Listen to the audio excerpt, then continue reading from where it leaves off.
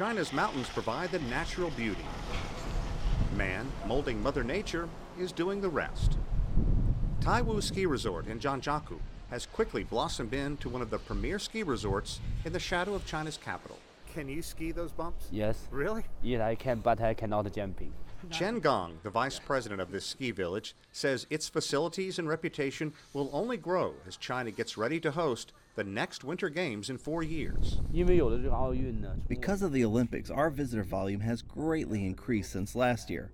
Also, local service and supporting facilities have been improved a lot, which will benefit future development. And get used to seeing this area. In 2022, in part, this resort will house Olympians. Taiwu has already been home to World Cup mogul skiing events, and now China is getting ready to perform on the world's largest stage, the 2022 Winter Olympic Games. It is going to be a tremendous challenge, and there is already a great deal of activity underway. President Xi Jinping is challenging China's citizens to embrace the cold and these mountains. He wants some 300 million people here to take up winter sports.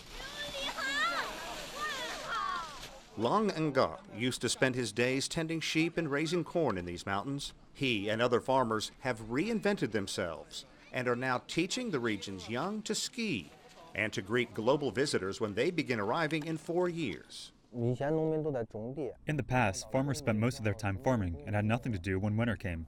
Now, many have devoted themselves to the coming Winter Olympics and have gotten jobs. The Winter Games will be held in Beijing's Yanqing district and Zhangjiakou in neighboring Hebei province. To make reaching the mountainous area and its winding roads easier, the government is spending big to construct a high-speed rail. It will make the trip from Beijing to ski country much quicker and drive economic development throughout the region. Mainly, we want to make this Winter Olympics a memorable event for the world and a source of pride for the people of China.